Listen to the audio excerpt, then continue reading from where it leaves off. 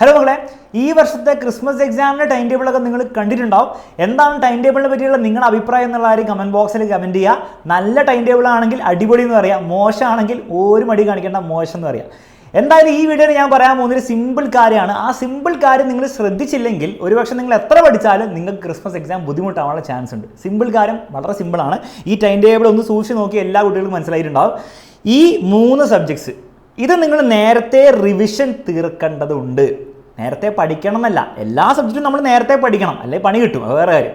പക്ഷേ ഈ സബ്ജക്ട്സ് നിങ്ങൾ ആ എക്സാമിൻ്റെ തലേ ദിവസം ചെയ്യുന്നൊരു പരിപാടിയില്ലേ, അവസാനത്തെ റിവിഷൻ, അത് നിങ്ങൾ ഈ സബ്ജക്ട്സിനെ നേരത്തെ തന്നെ ചെയ്ത് വെക്കണം. ഇതിൻ്റെ എങ്കിലും ബാക്കിയുള്ള സബ്ജക്ട്സിൻ്റെ ആ തലേന്ന് ചെയ്താലും കുഴപ്പമില്ല. അതിന് കാരണം എന്ന് വെച്ചാൽ ഹിന്ദിയുടെ കാര്യം നിങ്ങൾ നോക്കി നോക്ക്.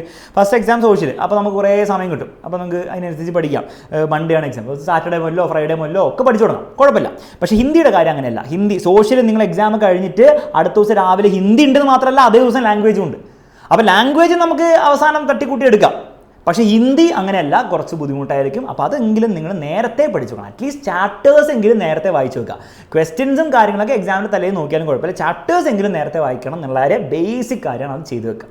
അപ്പോൾ അങ്ങനെ നിങ്ങൾ ചെയ്താൽ ഹിന്ദിക്ക് നിങ്ങൾക്ക് ബുദ്ധിമുട്ടുണ്ടാവും, അങ്ങനെ ചെയ്തില്ലേ ഹിന്ദിക്ക് ബുദ്ധിമുട്ടുണ്ടാവും. കെമിസ്ട്രിയുടെ കാര്യം ഓൾമോസ്റ്റ് സെയിം സ്ഥിതിയാണ്. നിങ്ങൾ ലാംഗ്വേജ് ഒക്കെ എഴുതി കഴിഞ്ഞിട്ട് അന്ന് വൈകുന്നേരം മുതൽ നിങ്ങൾക്ക് പഠിച്ചു തുടങ്ങാവുന്നതാണ്.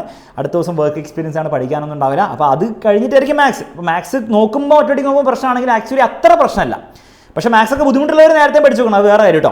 പക്ഷേ മാത്സിന് നിങ്ങൾക്ക് അവസാനം റിവിഷനൊക്കെ ചെയ്യാൻ സമയം കിട്ടുന്നുണ്ട്. പക്ഷേ കെമിസ്ട്രിക്ക് അങ്ങനെയല്ല. നിങ്ങൾ ആലോചിച്ച് നോക്ക്, കെമിസ്ട്രി മാത്രമല്ല ഫിസിക്സും രണ്ടും കൂടെ ഒറ്റ ദിവസം കൊണ്ട് വെച്ചിട്ടുണ്ട്. എല്ലാ വർഷവും ഇങ്ങനെ തന്നെയാണ് കേട്ടോ, എല്ലാ വർഷവും തന്നെയാണ്. 9ാം ക്ലാസ്സുകാർക്ക് മാത്രമേ രസകരമായിട്ട് ഇങ്ങനെ ഉള്ളൂ, വല്ലപ്പോഴും 10ാം ക്ലാസ്സിനും കണ്ടിട്ടുണ്ട്. അപ്പോൾ ഇത് രണ്ടും കൂടി ഒരുമിച്ച് വരുന്നതുകൊണ്ട് ഒരിക്കലും നിങ്ങൾക്ക് എന്ത് ചെയ്യാൻ പറ്റില്ല, നിങ്ങൾക്ക് എക്സാമിൻ്റെ മാത്സ് എക്സാം കഴിഞ്ഞിട്ടുള്ള ആ ക്ഷീണത്തിൽ വന്നിട്ട് ഇത് രണ്ടും കൂടി റിവിഷൻ ചെയ്യാൻ പോസിബിൾ അല്ല. അപ്പോൾ നേരത്തെ ഈ 2 സബ്ജക്ട്സ് നിങ്ങൾ എന്ത് ചെയ്യണം, കെമിസ്ട്രിയും അതുപോലെ ഫിസിക്സും നിങ്ങൾ പഠിച്ച് വെക്കണം, റിവിഷൻ ചെയ്ത് വെക്കണം. അവസാന നിമിഷം ക്വസ്റ്റ്യൻ ചെയ്യാനും ഒന്നും കൂടി വായിച്ചു നോക്കാനുള്ള സമയം മാത്രമേ നമുക്ക് അവിടെ കിട്ടാൻ പോകുന്നുള്ളൂ. Okay, ready?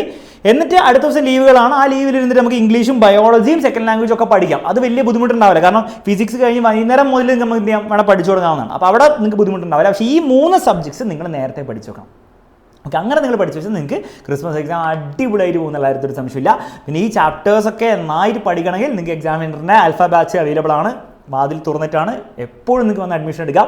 എത്രത്തോളം നേരത്തെ നിങ്ങൾ ജോയിൻ ചെയ്യുന്ന അത്രത്തോളം കാര്യം നിങ്ങൾക്ക് ഉണ്ടാവും എന്നുള്ള കാര്യം മനസ്സിലാക്കുക. അവസാനം ജോയിൻ ചെയ്താൽ നിങ്ങളെ ഞങ്ങൾ പഠിപ്പിക്കും, പക്ഷെ നിങ്ങൾക്ക് വലിയ കാര്യം ഉണ്ടാവില്ല. അപ്പം നേരത്തെ ജോയിൻ ചെയ്യുക. ബാച്ചിൽ നിങ്ങൾക്ക് ലൈവ് ക്ലാസ് ഉണ്ട്, ക്വസ്റ്റ്യൻസ് ഉണ്ട്, എല്ലാ കാര്യങ്ങളും നിങ്ങൾക്ക് അവിടെ അവൈലബിൾ ആണ്. അടിപൊളിയായിട്ട് നിങ്ങൾക്ക് ആ ഒരു ഫീച്ചേഴ്സും കാര്യങ്ങളൊക്കെ ഉപയോഗിച്ച് പഠിക്കാവുന്നതാണ്.